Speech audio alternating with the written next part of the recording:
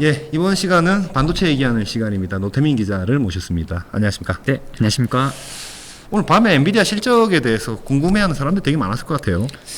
잘 나왔는데 네. 주가는 반면 6.9% 이제 시간에서 떨어졌습니다. 일단 떨어진 거 이제 결론부터 이제 먼저 말씀하셨는데 네네. 지금 2분기 실적 어떻게 나왔어요? 지금 얘네 2분기가 그 한국 기업도 2분기가 좀 다르죠. 5월에서 7월입니다. 5, 6, 7 네, 이렇게 되는 5, 6, 거죠? 7일. 네. 그리고 매출은 300억 4천만 달러 했고요. 네. 뭐 우리 돈으로 하면 40조 1,100억 원이고 영업이익이 186억 4,200만 달러 했는데 네. 24조 8,900억입니다. 매출 총이익률이 75.1%고 대단한 영업이익률 거예요. 75점. 그러니까 매출 원가가 25%밖에 안 들었다라는 얘기거든요. 아, 그쵸. 뭐 이제 뭐 그거 제하고 이제 영업 비용 제하면 이제 네. 영업이익률이 62%. 엄청난 아니, 수준입니다. 그러니까 이게 전년 동기 대비로는 이제 2배 이상 증가한 거죠. 122% 성장했으니까 2배 이상 증가한 거죠. 그렇죠. 매출이 2배 이상 증가. 작년 연말부터 터졌다라고 봐야 되는 거니까, 그죠? 주가로 보면 봐서도 그렇고요. 매출로도 그렇습니다. 그리고 지금 순이익은 더 올랐어요. 뭐 한 168% 이렇게 올랐어요. 엄청나게 올랐다. 다 엄청나게 올랐습니다. 정말 참 분기에 40조씩 벌면은 연간으로 거의 200조 가까이 매출 내는 건데 말이죠. 매출 총이익률이 75%니까 아주 경이로운 숫자의 실적을 냈는데 지금 3분기 가이던스 어떻게 냈습니까? 325억 달러 정도 냈고요. 네. 근데 이렇게 플러스 마이너스 2% 정도 되는 거죠. 그 정도인데 네. 이제 네. 뭐 이제 QOQ로 하면 8% 정도 증가하는 건데 네. 뭐 지난해에 비하면 굉장히 조금 성장세가 조금 둔화되는 거죠. 이런 거에 좀 시장에서는 주목하고 있는 것 같습니다. 이제 성장세가 조금씩 둔화되고 있는 것 같고 네. AI 그 용처에서 아직 수익성이 네. 마땅치 않으니까 언제까지 AI 반도체에 대한 투자가 구매가 지속이 될까라는 그런 의구심이 지금 계속해서 존재하고 있는 것 같습니다. 지금 3분기 예상 가이던스를 325억 달러면 지금 2분기보다도 8% 정도. 8% 정도 올라가는 건데 지금 이게 원래 시장에서 예상했던 가이던스보다는 좀 높은 수준입니까? 조금 낮은 수준이고요. 조금 낮은 수준입니까? 뭐 이제 월가에서는 330억, 340억 제시한 것도 있고, 뭐 근데 좀 저도 평균을 안 내봐서 모르겠는데 네. 이거는 좀 뭐 그렇게 차이는 안 납니다. 비슷하거나 조금 높거나 했는데 제일 높게 또 예상한 데도 있으니까 네네. 그런데 대비해서는 좀 낮아 보이기도 하고 하는데 크게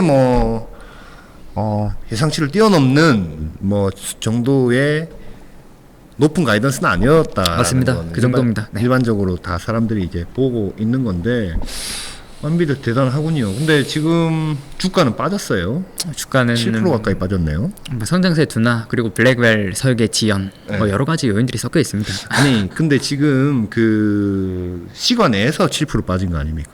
네, 6.9% 거의 빠졌죠. 시총 저 탑에 있는 회사인데 6% 7% 빠지는 게 엄청나게 돈이 왔다 갔다 하는 건데 실망감이 좀 있었던 것 같다. 저희가 이제 결과부터 먼저 얘기하고 가겠습니다. 이게 지금 실적에 대한 아까 방금도 말씀하셨지만 이제 네. 막 가파르게 올라가다가 네. 지금 가파르게 올라가는 게 좀 이렇게 좀 꺾여서 좀 스무스하게 지금 올라가는 맞습니다. 느낌이고 종국에는 또 뭐 이렇게 갈 수도 있겠고 아니면 네네.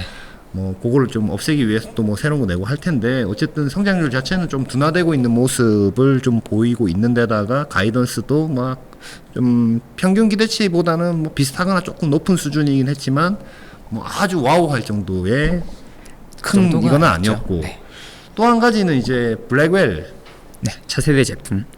대한 뭐 생산이 뭐 잘 안 된다더라라는 이제 시장에 그런 기사나 보도들이 있지 않았습니까? 8월 초에 있었습니다. 디인포메이션이라는 매체에서 네. 제초로 나왔고요. 네. 거기 뭐라고 나왔어요 처음에? 처음에 이제 생산 쪽에 뭐 이슈가 있다라고 됐고 뭐 한 3개월 정도 네. 최소 3개월 정도 지연될 거다라는 식으로 보도를 냈는데 네. 엔비디아에서는 뭐 생산에 큰 문제가 없다라는 입장을 고수하다가 계속 그렇게 밝혀왔었죠. 네. 근데 오늘 이제 컨퍼런스 콜에서 드디어 마스크 쪽 변경이 있었다. 뭐 사실상 생산 결함 인정한 겁니다. 생산 쪽 이슈가 있었다고.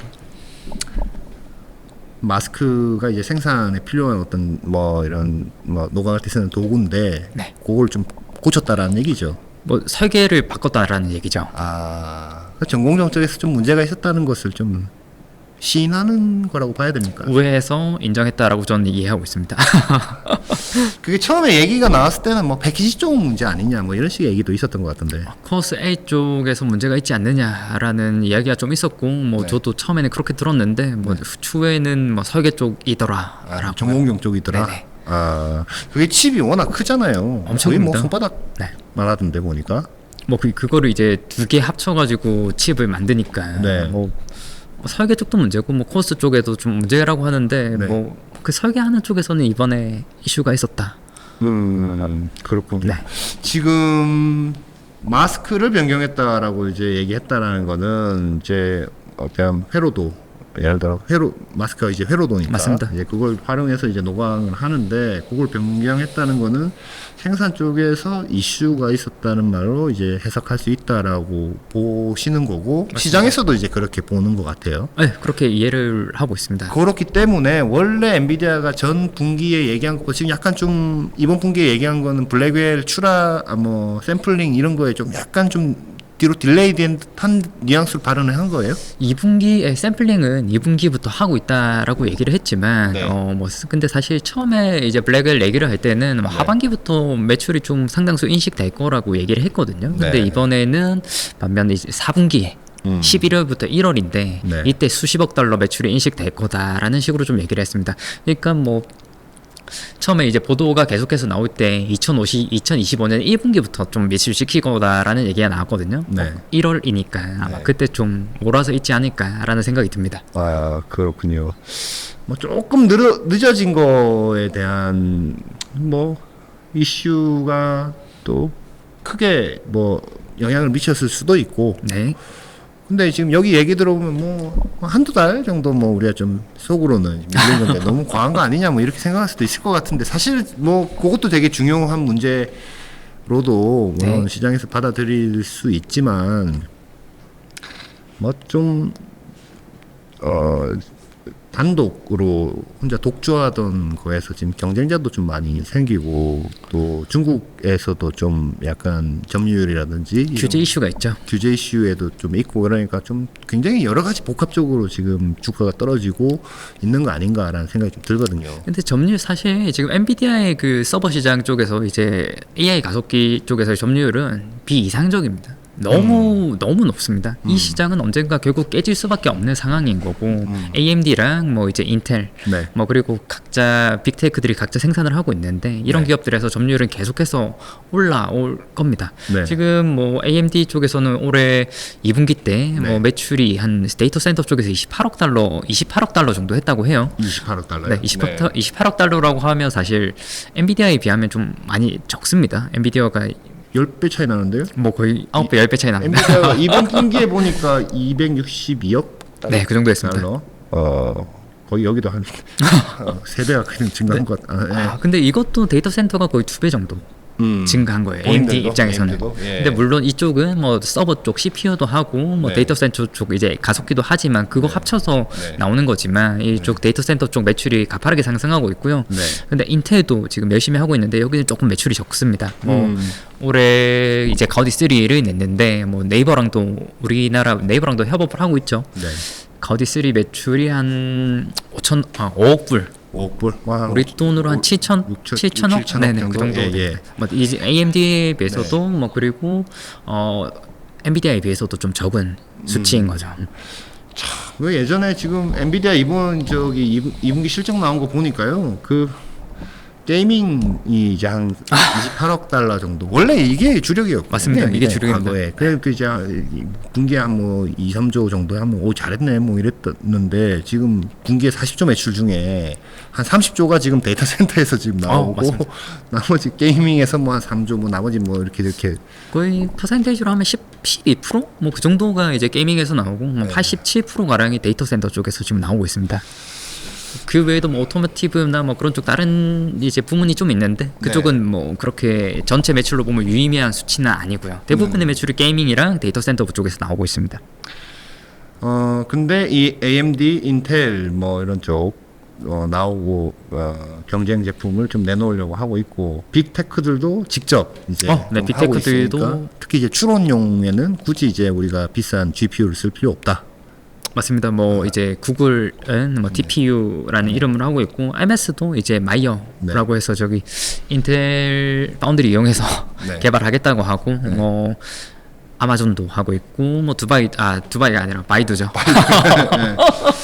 바이두도 하고 있고 저기 최근에는 이제 중국 쪽에서 뭐 선주문 7만 장이 있었다고 하는데 하웨이의 어센드 910 네. 이 제품도 뭐 중국 쪽에서는 좀 잘 팔릴 것으로 좀 예상이 됩니다. 그러니까 이제 뭐 점유율 비중은 줄 수밖에 없을 텐데 엔비디아 입장에서는 이제 전체 시장 파이가 커지면서 어느 정도 우리가 방어를 잘 해나가면 여기도 이제 건전하게 계속 잘 성장할 수 있을 거라고 이제 엔비디아 롱원 측에서는 지금 얘기를 하지만 그걸 얼마나 잘 방어해낼 수 있을지가 이제 관건이 될 수 있겠네요. 그렇다 보니까 이제 제품 출시 로드맵을 좀 앞당기고 있습니다. 그래요? 네, 지금까지는 뭐 2020년에 암페어 네. 이제 A100으로 유명한 시리즈죠. 그다음에 네. 2022년에 이제 호퍼 네. 그리고 2020 지금 이제 나오는 게 블랙웰인데 2024년에 출시된 게 네. 그다음부터는 블랙웰 울트라 그리고 그다음 루빈 울트라 루빈 울트라 이제 울트라를 추가를 해요.